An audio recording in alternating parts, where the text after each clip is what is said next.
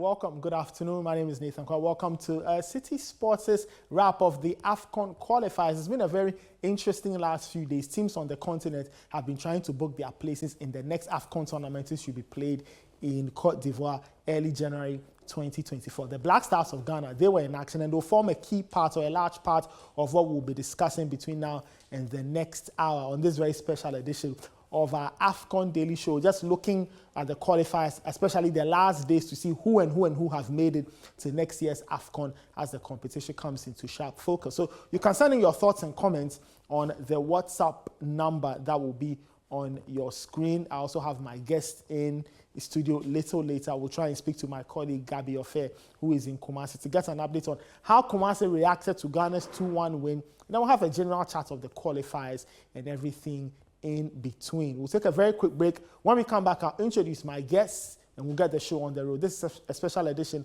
of the AFCON Daily Show on Citi TV. We'll be right back. Don't go anywhere. Welcome back. This is the AFCON Daily Show, a special edition on Citi TV. My name is Nathan Kwa. Once again, let me introduce my in-studio guests. We'll be talking to another guest via the Zoom. But let me introduce my colleague on the Citi Sports Desk, Yao Ejay Minta. He will be joining me today as we go over or run the rule over the AFCON qualifiers. The last bit, like I said, a key part of what we'll do will be the Black Stars as they took on the Central African Republic on Thursday, which was yesterday, at the Baba Yara Stadium in Kumasi. Yeah, thank you so much for joining us. You're welcome. Great.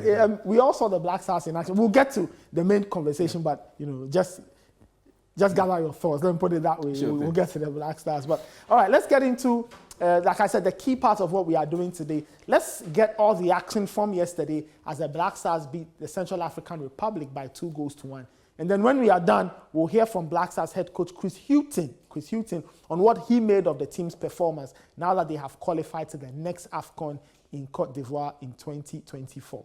It's lacking, and that's normal because this team hasn't been together for a very long time. How much time do you think you need to build a cohesive unit going into Abidjan in general? No, yeah, the answer is you never know, because one performance can be different to the next. For one performance, if I look at today, I think it shows the level of this competition, because we're up against a big, strong side. First half, yes, we could have done better first half. I think maybe in our possession, and I think probably once we got into the final third, we could have been a little bit more clinical. But sometimes you have to wait for the game to open out a little bit to be able to use them spaces. So for me, it's always about the ending. The ending is that we won the game. I think in the end we could have won it more comfortably with more goals. So we continue to work. At international football, you don't have the players for very long, and the squad can change from one game to the next. So, but you do the best you can in the period of time that you have. Thank you. The gentleman right behind you, one you're ready. Yeah, sure.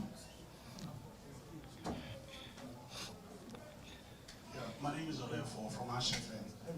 Coach, my question has to do with the role being assigned to Inaki Williams. Looking at the role he has been assigned to in the Black Stars, he has played a couple of matches, about 6 of them for the Black Stars, with no goal. Comparing his performance at the Black Stars to that of Atletico Bilbao, some of us think that he's being played out of position. Do you agree or do you disagree?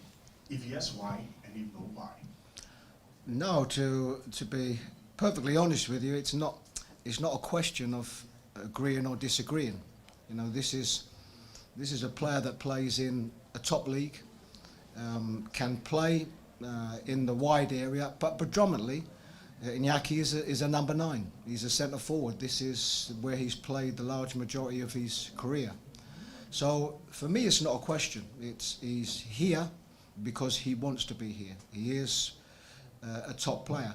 He's found it difficult to get the goals here, and sometimes it might take a very...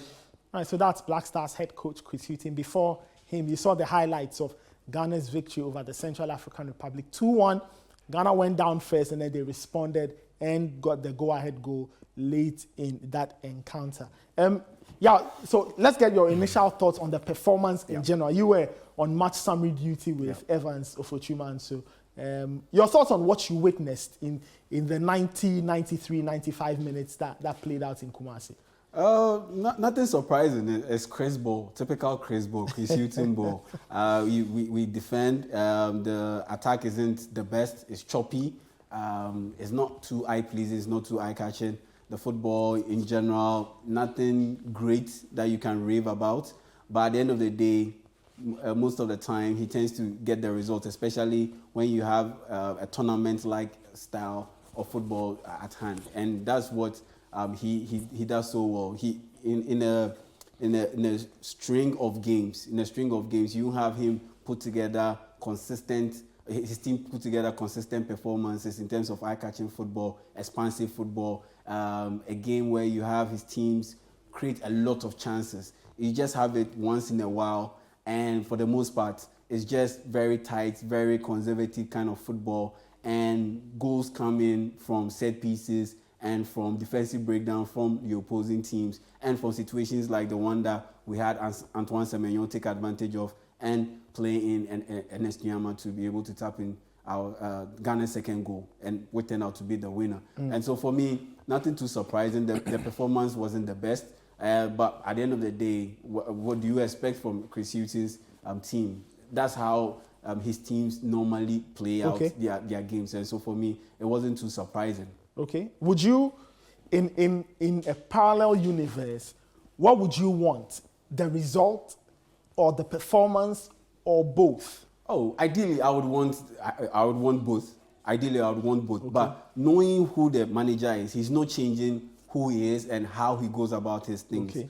And like I said, I'm not surprised how things have panned out with the Black Stars in terms of the style of play. I'm a bit disappointed and a bit concerned with how we get things done, because if you are going to play this mini haram kind of football, then you need to be efficient when it comes to your set pieces. And consistently, Ghana has not been efficient when it comes to set pieces. Even the goal that Mohamed Kudu scored, in an ideal world, the goalkeeper saves that shot attempt easily, because it was played closer to him in goal, and it was because of his footwork that let him down. That's the reason why the ball ended up in the back of the net. And so for me, if you are going to play that kind of mini haram football, you need to be efficient with your set pieces. And when it comes to counter-attack, you need to be efficient in that aspect. Your passes need to be crisp, and your positioning of the players need to be on point. I didn't see any of these things, and that's what gets me worried. So for you, you're saying that this is Chris Hughton. This is the kind of football we play. So would you be happy with the fine-tuning of his kind of football? If it is defend and counter, let's perfect it properly. Yes. Because at this point in time, it even goes beyond Chris Hughton. Consistently, over the past years, Ghana has played this type of football. It started under CK Akono. It wasn't pretty. We struggled to string passes together. Then we moved on to Milovan Raivat. The same thing. Then we moved on to Otto Addo. We consistently complain about Ghana's inability to create chances, despite the fact that we have a bevy of creative players, a bevy of attack-minded players. So if you can't get a coach that has that offensive mind to marry his ideas with the players that we have, the style of play that the players that we have, then you go in for a defensive-minded coach.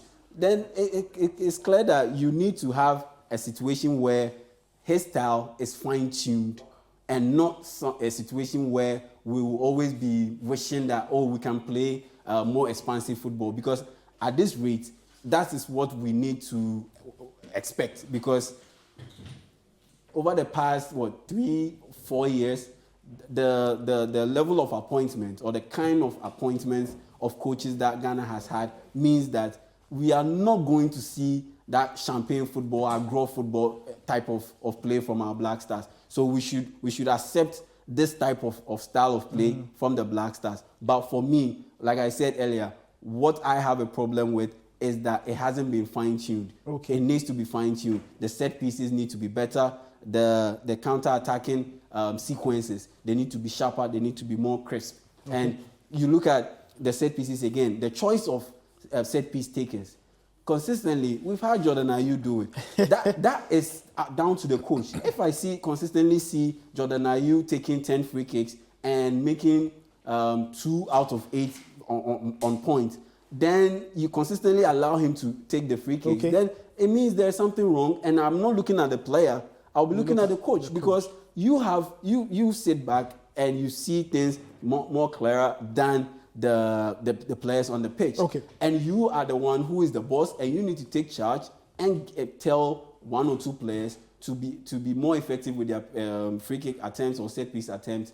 And if the one who is taking it isn't effective enough, you take him off those duties and bring in another person. Same thing with Pep Guardiola and his penalty duties when it came to Man City and Riyad Mahrez. Consistently he was missing. He took him off those duties and put on Erling Haaland. And so that's what I need to see from Chris Hughton. Interesting. We'll get to other aspects of some of the things he said. Iñaki Williams, what do we do with him? We'll get to that later. But let's get on to the Zoom. Let's speak to my colleague, Gabi Ofe. He was in Kumasi and still is in Kumasi as we speak, to get a sense of how the people in Kumasi absorb the game, what they have been saying, and what the reactions are to the Black Stars' latest win in the AFCON qualifiers. They beat the Central African Republic 2-1 to book their tickets to the AFCON that will be played in Cote d'Ivoire in January 2024. Gabi, if you can hear me, many thanks for joining us. Good afternoon. How are you doing? Good afternoon, Nathan. How are you doing too? Hello, Gabi, can you hear me? Yeah, Nathan, can you hear me? Okay, all right. I'm sure we'll try. Hi, Nathan. Yes, hi, Gabi. How are you doing? Okay, yes. I'm good. Can you hear me now? Yes, we can hear you, thankfully. The gremlins are no longer in the line. Take us through yesterday. We watched it on TV. You were at the stadium. Just take us through the range of emotions of the fans, how they were reacting to everything that happened. First, Ghana conceded, then they equalized, then they went 2-1 up. How did the match flow from a fan perspective as you watched the fans and how they reacted to what was happening on the pitch? Well, Nathan, I think that, so like you said, I was closer to the fans. I was almost like in between them. So that's the place where you hear all sort of analysis. I mean, that's saying that every Ghanaian that watches the Black Stars is a coach. Now, before the goal came from Luis Mafuta, that's a cash striker, okay, you could sense the enthusiasm, or you could sense that hope from lots of the Kumasi fans that the Black Stars were going to qualify. Okay. The only thing they were talking about before the game itself was the inclusion of Andre Ayew.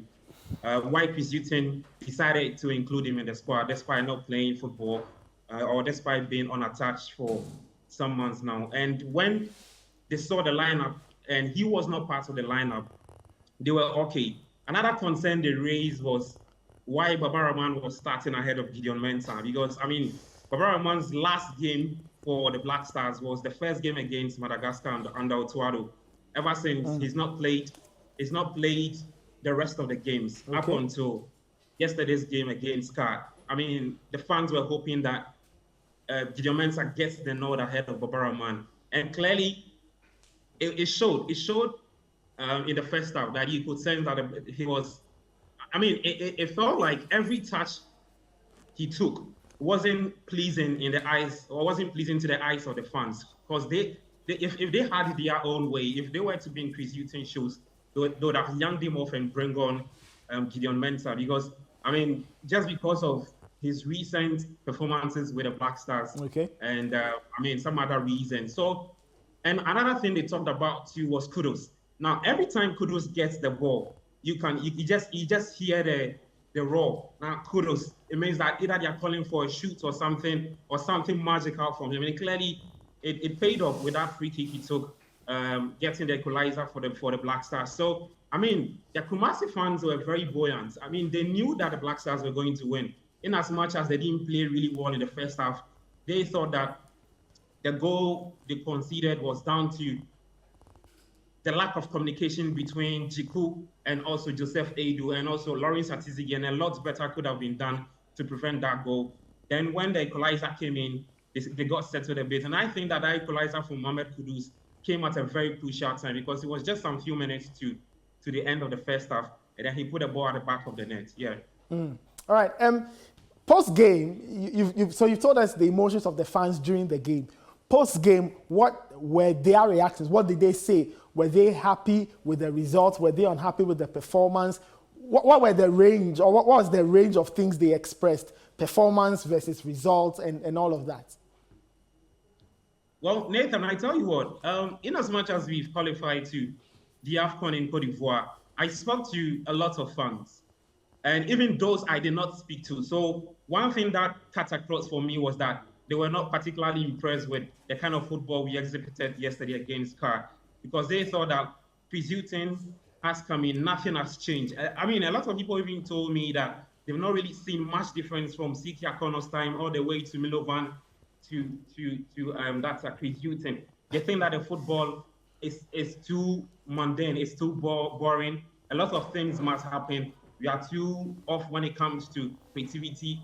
There's no identity within this team. What is Chris Hughton doing? There were so many questions they raised, and if you just push them towards what our chances are towards, clinching the AFCON, they'll tell you that, look, they don't think that we'll win the AFCON. And some of them were even prophesying doom on the team that, what happened in Cameroon when Comoros kicked us out of the group stage will happen again, because this football cannot win you trophies at a major tournament, and a lot of things has to be done. Chris Hughton has a lot of work to do.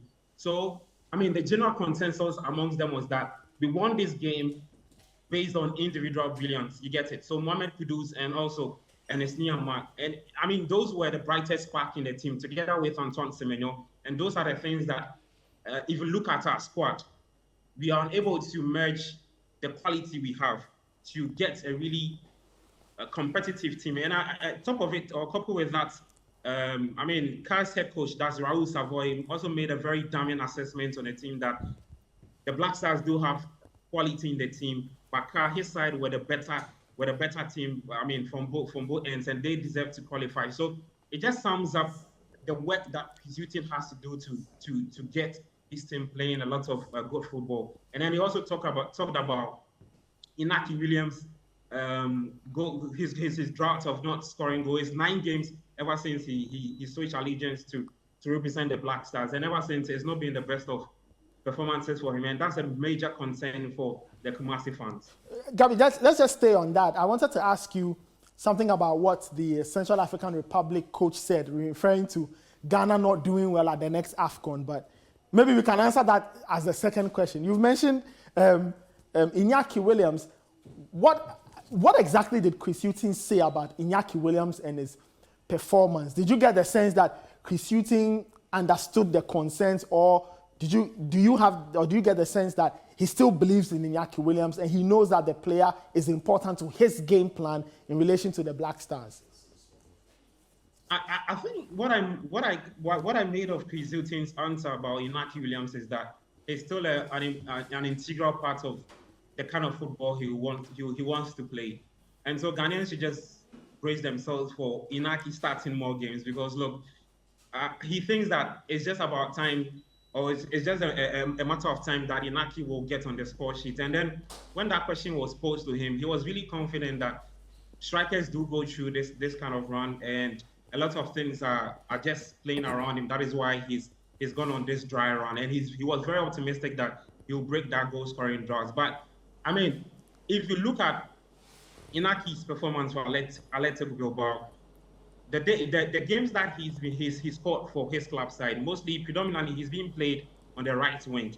And those were some of the things that the fans were calling for, that why not yank off Inaki Williams, or shift him to the right wing so that he can just play on that side, because clearly he likes to cut in on his favorite foot and try and take a shot at that. And there were some sequence of play when Elisha Owusu had the ball. He hits a very long one. Inaki was on the left, was trying to get a ball, but unfortunately the ball had to go out of play. So I don't think that Chris Hughton has got any plans of benching him anytime soon. That's my opinion from what I picked up from the press conference that happened yesterday. I think that he still has a lot of faith in Inaki Williams to come good for the Black Stars. And finally, Raul Savoy's comments on Ghana's AFCON chances. Yeah. What exactly did he say, and in which context did he make those comments?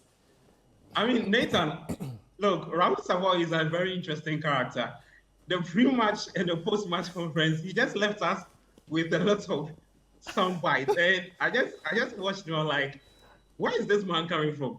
So when he talked about, so he was just exiting the presser, all right, and then we wished them good luck in India, heading back to their country. And then the last thing was like, good luck to you. I wish that your AFCON would be like the last one. So it was, I mean, then that was very off. You could tell from the faces of the pressmen and the presswomen that they didn't like actually what he said. And you see, that's actually the bitter truth, or that's the truth he left for us. Because if you look at our last performances at the AFCON and also the friendlies or the AFCON qualifiers we played, it's not been impressive. So I mean, what I made of that message he left, or that remark he left, was that he's really done his research about this Black Stars team, and he knows that the team is a disjointed team. Chris Hughton has a lot of work to do, and I mean, you could sense that if not for, I think that some bit of inexperience played in, they could have really staged an upset here in Kumasi. Like I said earlier on in my initial statement, that it was all down to the individual brilliance. Because look, right from when the referee whistled, Car were the better side. They were threatening on so many occasions, and you could tell that he was not so much happy with the way his team lost concentration and allowed Ghana to grow into the game. So, I mean, he finally left that. We'll meet again. You know, Central African Republic are in the same group as we, together with Comoros, Madagascar, Chad, Mali, and yes, in the World Cup qualifier. So when he said we'll meet again, I mean, it's something that we cannot run away from, because we'll definitely meet them again. And the fair time, look, if we don't do our homework, well, I don't think that we stand any chance of breezing past them. Yeah. All right, Gabby, thank you so much, and we'll see you back in Accra a little later. All right. That was Gabby Offers with the Citi Sports Desk, and he's in Kumasi. He joined us via Zoom. Just a quick thoughts before we go on a break. Our break is upon us. Yes, he touched on a lot of things that I initially touched on. I talked about the efficiency when it comes to set pieces, efficiency when hitting out on the counter-attack. One thing I forgot to talk about was our effectiveness defensively. If you're a defensive coach and you are getting goals scored on your team via a direct ball over the top, right in behind your defense, then there's something very questionable about how you set up your team. And so for me, the Black Stars need won't you blame that on a lack of chemistry? Because the centre-back pair was hadn't very played new. together. They hadn't played together before, Alexander Jiku and Joseph Edu. Yes, that's true. And coaching defense is tougher than coaching offense or coaching attack. And so you need a little bit of time to be able to put them in the right positions. I get all that, but at this point in time, when you have that reputation, when you have that resume, your runway is a bit short. And so, and when you ally it to the fact that this is international football, you don't have too much time on your hands to be able to really repeat those sequences and get perfect at it. You need to be very, very quick when it comes to putting things together and getting yourself very well organized. So defensively, we are not the best yet. There is more work to be done. And on top of that, when he brought about the topic of Baba Rahman, honestly, Baba Rahman's presence in the Black Stars, it gladdens my heart. Honestly, I am happy because it is a reward of hard work, and it is a reward for his consistency for his club side. Ever since he moved from Chelsea to PAOK in Greece, he has been consistently playing. He's been playing extensive minutes, and he's been playing consistently well. And so he getting back into the Black Star setup, honestly, so you feel it's that, a good thing for me. So you feel that away from all the emotion, he was the very subjective opinion, the numbers don't lie. The numbers don't lie. And playing. Honestly, I love it. I love the fact that Baba Rahman is back in the Black Stars based on what he has gone through, based on the context of what he's dealing with now. And honestly, I believe that at this point in time, looking at the players that we have, the profile of the players that we have, the abundance of centre-backs that we have, we should Ghana to seriously consider setting up with a 3-man backline. Okay. Yes, because you have Tariq Lamptey, who operates best as a wing back. You have Ali Hussein, who operates best as a wing back. You have Baba Rahman, who at this point in his career operates best as a wing back because his recovery is not the same as it used to be. That injury, that ACL injury, did him a lot of damage. That's why in the earlier stages of his career, he was nicknamed Tamale Marcelo because he was effective going forward and his recovery was also on point. But at this point in time, his recovery is a bit suspect. So he is best utilized as a wing back. Gideon Mensah is not a fullback. He was a winger and he got drafted a little bit deeper infield and he became a wing back and a fullback. But to best utilize his skill set, you need to use him as a wing back. And that's what we need to do. And on top of that, our centre-back options, there are so many. So to help Baba Rahman, to help other players in the team, and to help the team overall, Ghana should seriously consider setting up with a 3-man backline. All right, interesting thoughts from my colleague, Yao J. Minta. This is a special edition of the AFCON Daily Show, just running the rule really over everything that's happened so far, the Black Stars qualifying. We'll talk about the other teams in the group. We'll look at some of the players in the English Premier League who are part of the national team and all of that. We'll take a very quick break. When we come back, we have more to discuss. We'll be right back. Don't go anywhere.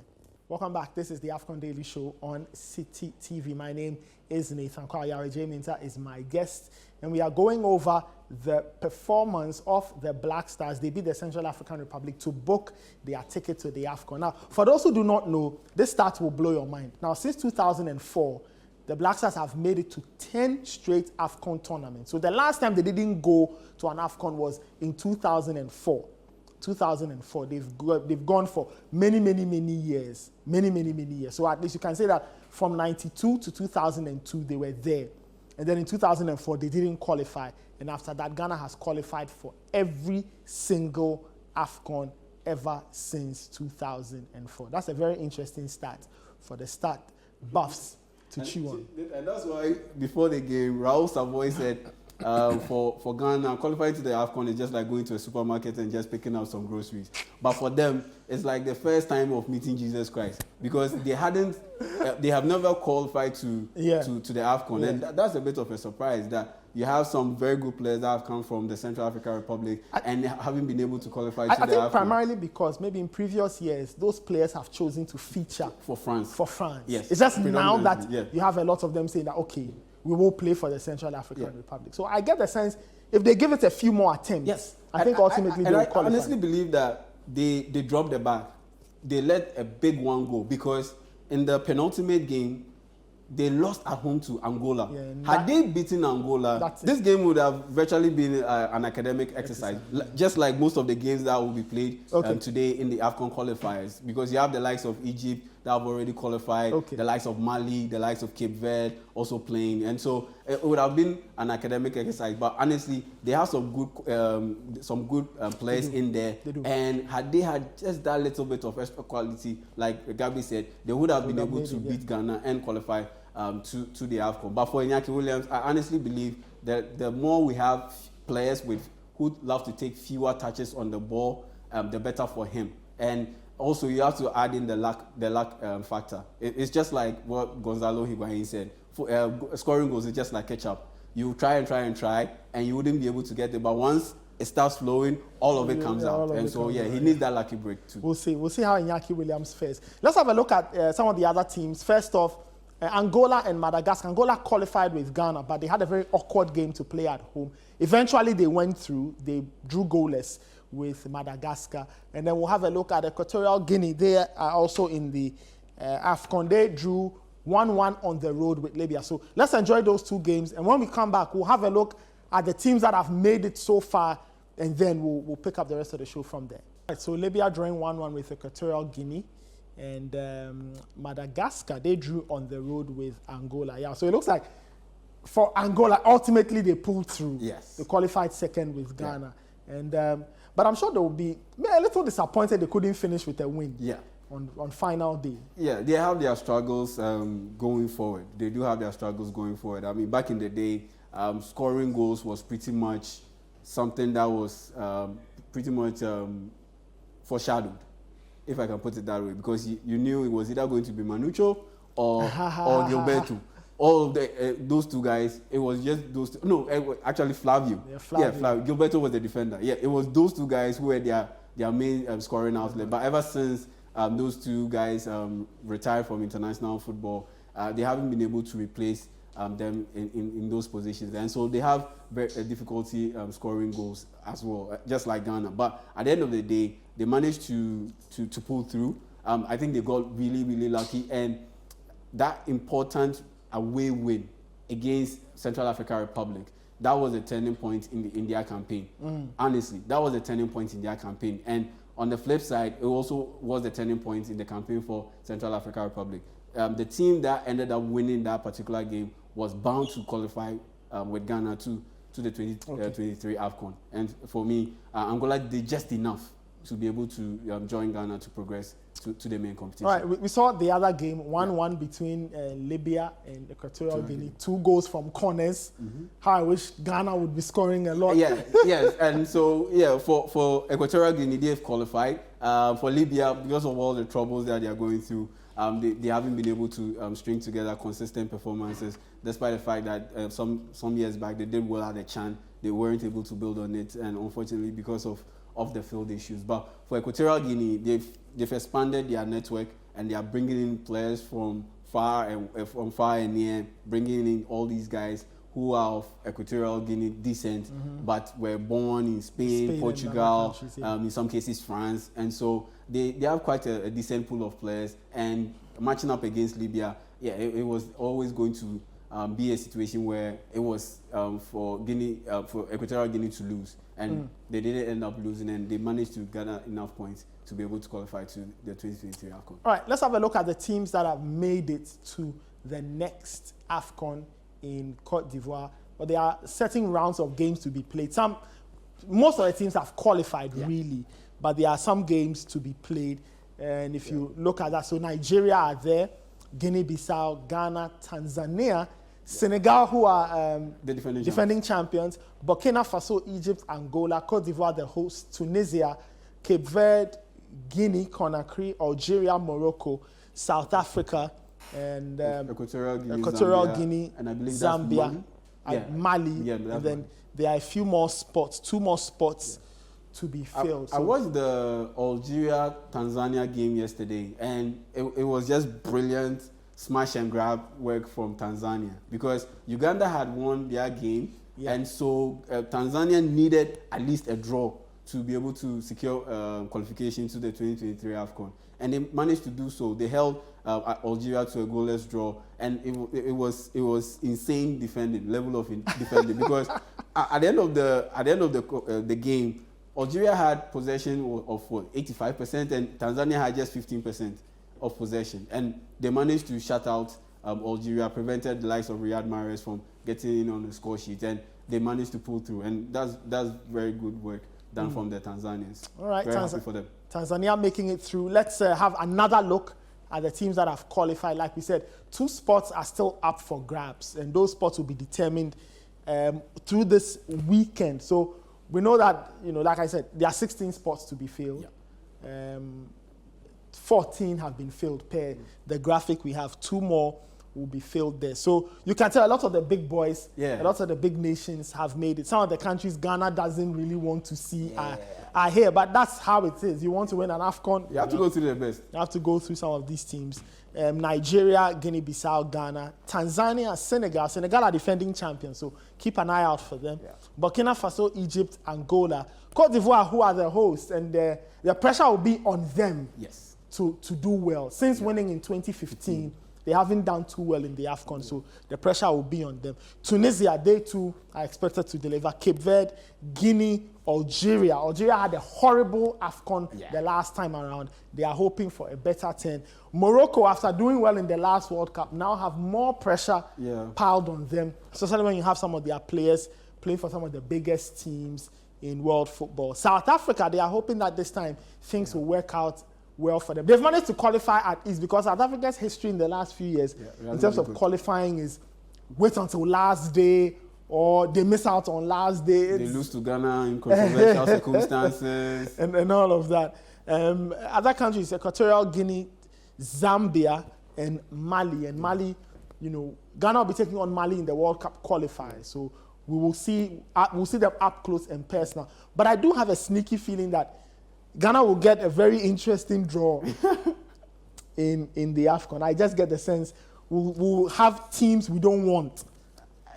Yeah, because if you have a situation where... Because the last AFCON in Morocco, no, in Cameroon, Ghana had what? Morocco, yeah. Yes. Then Gabon, and then Gabon, Comoros. and then Comoros. And Comoros. So, and yes. then that... And we were expected to qualify. Yes, that journey we were didn't go expected to well. qualify. Yes. It didn't go well. And honestly, yesterday's game, it ended a brief run of games where in must-win games to qualify or must-draw games to qualify, Ghana hadn't been successful up until yesterday. Because you look at the 2021 AFCON, like you mentioned, all we needed was a draw or a win against Comoros to qualify, and we ended up losing.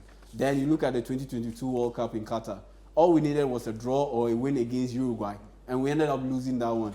And yesterday, all we needed was a draw or a win against Central African Republic to qualify. And fortunately enough, we ended up winning that game. And honestly, I must say, looking at what Chris Hughton said in that post-game press conference, yes, it's quite telling that on the positive side, he has been consistently doing well when it comes to substitutions. Against Angola, 3 substitutes that he introduced in the game combined to get us that very important one equalizer. Joseph Painter, Osman Bukari combining to get us that goal against Angola away from home. Then you look at yesterday's game. He bringing on Antoine Semenyo. He bringing on Ernest Yama. He bringing on Gideon Mensah for Babaraman because Babaraman looked to be a little bit fatigued. And bringing in Gideon Mensah kind of stabilized our back line, and that gave us a chance to be able to play a little bit more expansive football. And Chris Hughton always says that, yes, we struggle in the first half, and in the second half we perform better because things opened up a little bit for us. You can't consistently wait and be reactionary, wait until the opposing team opens up. What if the opposing team doesn't need a win to qualify to the next stage? Once we go to the AFCON, they will shut shop and we'll still have it very difficult to break them down. And that's my worry. But looking at the quality of substitutions, the timing of his substitutions, I think that's one of the few positives that I really like about Chris Hughton ever since he was appointed as Black Stars head coach. All right, let's move on to the next part of the program. Let's have a look at the Black Stars players who are in the Premier League. They ply their trade in the Premier League. They earn their salaries in the Premier League. And of course, they are part of the coverage that we offer on Citi 97.3 FM. So if you look at the Black Stars team, we had Mo Kudus, who's fresh to the Premier League. Yeah. Antoine Semenyo, who plays for Bournemouth. Yes. And, unfortunately, Jeffrey Schlupp wasn't invited. Yes. You look at Thomas Partey was out injured. And then Jordan Ayew played. So one Crystal Palace player, one West Ham player, one Bournemouth player. Yes, and we missed out on the Arsenal player. That's Thomas Partey. And yes. I mean, this is the first time this season there's been an international break, I believe. Yeah, this is the first international break. For a player like Kudus, for example, he's new to the league. How do you think, I know it's very difficult to kind of gauge what West Ham think, but if you were a West Ham official, say David Moyes, whoever, and you sat down to watch Mohamed Kudus play yesterday, do you think they would have taken anything from his performance to figure out where he can help them?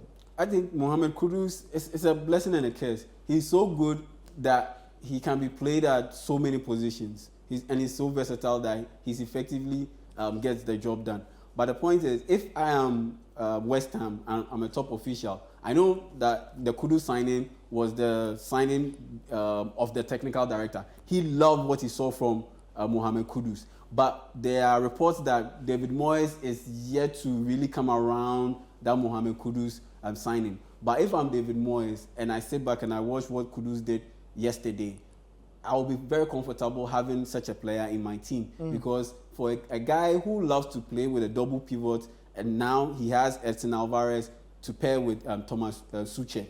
Or James Ward-Prowse. Or James Ward-Prowse. Well, that would be very difficult to have consistent because we know that David Moyes is very conservative with his tactics. But if I'm But you David can have Moyes, Alvarez and what, perhaps? yes, you can. You can alter that combo. You can alter that combo. But if I'm David Moyes, I will be glad I have Mohamed Kudus in my team, because every great defensive coach needs that one player who can make things happen out of a blue, who can make things happen out of nothing, who can take on 3-4 players on the opposing side and beat them and give a pass for a goal to be made. Jose Mourinho always had that one player in that team who could make that defense splitting pass for the striker to finish off. His great team of Inter Milan had Wesley Sneijder. He helped him a lot, and they ended up winning the treble. You look at his previous teams that he's coached, the likes of Porto. They always had that one top level schemer. Deco was that guy to pair with that top striker, Benny McCarthy. Consistently gave you, Carlos Alberto consistently gave you that crucial goal in those crucial moments. And so for me, if I'm David Moyes, Mohamed Kudus could be the Wesley Sneijder, what Wesley Sneijder was to Jose Mourinho, and that should make him very comfortable. Okay, let's move on. Let's talk about Antoine Semenyo. He didn't score, but he was very important. Yeah. You know, he set up Enes Nyama's goal. If you are Bournemouth, the manager, Raul Andoni, and you are looking at Antoine Semenyo, what do you think he would be saying? What he will be saying will be, okay, this guy is definitely part of my plans moving forward. Work rate wise, no surprise.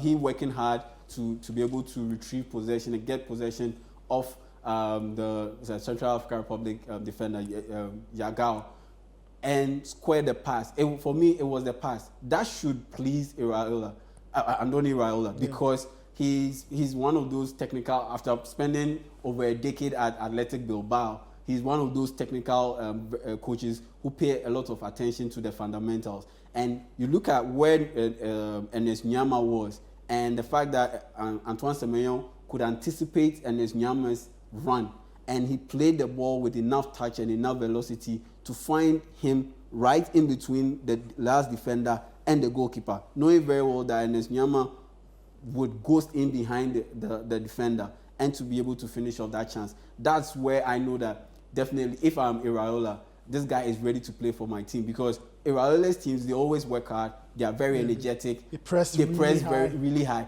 and that's what Antoine Semenyo gives you. But it's that extra element, that final phase, that's what distinguishes the great players for a system from the ones who can't make a system. And in Iraola's system, once you work hard and you get that ball, that ability to find the striker who is always a willing runner, who must always be a guy who works hard for the team. Dominic Solanke does that. Yeah. So if you can work hard and get the ball, retrieve possession of the opposing team, that final pass that you can give, yes, that will determine whether you can play in the system or not. And per what I saw yesterday with that pass, you definitely can.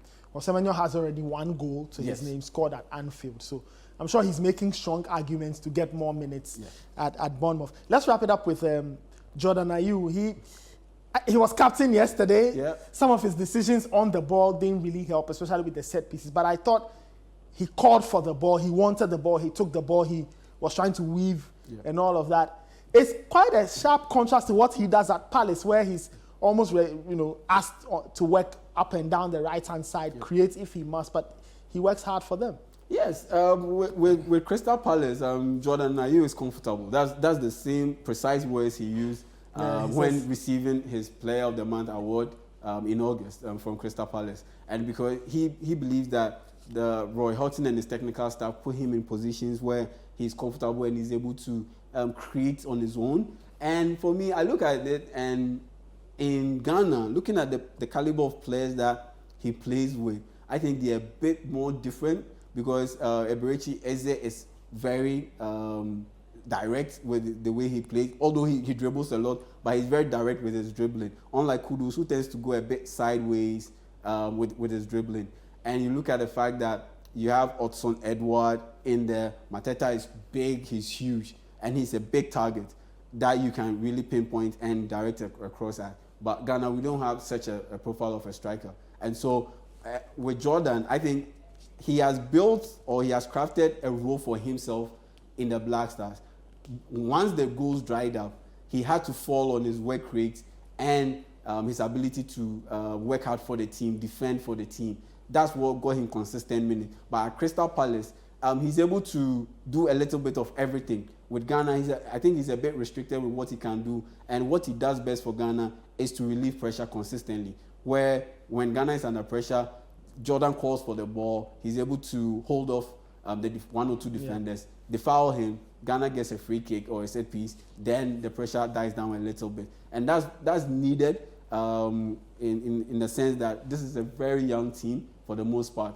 But at the end of the day, if you are consistently doing this and you have a BV of attacking talent, you should be able to do better. And knowing very well that having him and Kudus playing in behind Iñaki Williams, it's not the best to get out. It's not the best situation to get the best out of Iñaki Williams, because you can't have too many players who take 1, 2, 3 touches before they tend to release the ball, playing with Iñaki Williams, who is a guy who is always trying to play on the shoulder of the last defender and trying to always run in behind the defender and get in those one-on-one situations. All right, just finally, you mentioned the likes of Schlupp, Thomas Partey. Yeah. Thomas Partey in particular will return a little later when he recovers from injury. Obviously, he comes back into the team, but at whose expense? Oh, definitely at Elisha Owusu's expense, because I've always stated that Elisha Owusu is a guy who can operate in that Jeffrey Schlupp role, but at the end of the day, looking at his injury record, it's not the best, and his partnership with Salis also looked a bit off, because you look at in the lead up to the goal Ghana conceded, they were very far apart, and the defense also didn't help them in that regard. And so I would pick Thomas Partey and pair him with Salis. Ahead of Elisha Owusu and Salis Samet Spirit. And not because Elisha Owusu isn't good, but it's just that Thomas Partey is that better than him, and it's that simple. And I think once you combine those two with wing backs, is the best thing for Ghana to have, because you have Thomas Partey who can affect the game offensively, and you have Salis Samet who affects the game defensively in that double pivot position, and you have that balance that you need. Just a final note, Tariq Lamptey, he's also coming back from injury, so I'm sure a few months down the line we should see him there. Yeah, we should see him and that's why I've called for the Black Stars to seriously consider having three centre backs at the back, because you have a lot of options. You have Jiku, you have Joseph Edu, you have Daniel Amate, you have Salisu, Ambrosius is also coming in there. So you have a lot of options. Why don't you try it, knowing very well that Tariq Lamptey's best position is as a wing back? All right, thank you so much. You're welcome. And that's how we wrap it up here on our special AFCON show today. We're just looking back on the qualifiers, the Black Stars. They've made it to the next AFCON. We wait to see what the final places will look like and what the draw will look like in a few months. My name is Nathan Cobb. Many thanks for watching. We'll catch you next Friday when the Premier League returns with another episode of the Premier League Preview Show. We'll catch you then. Have a good one.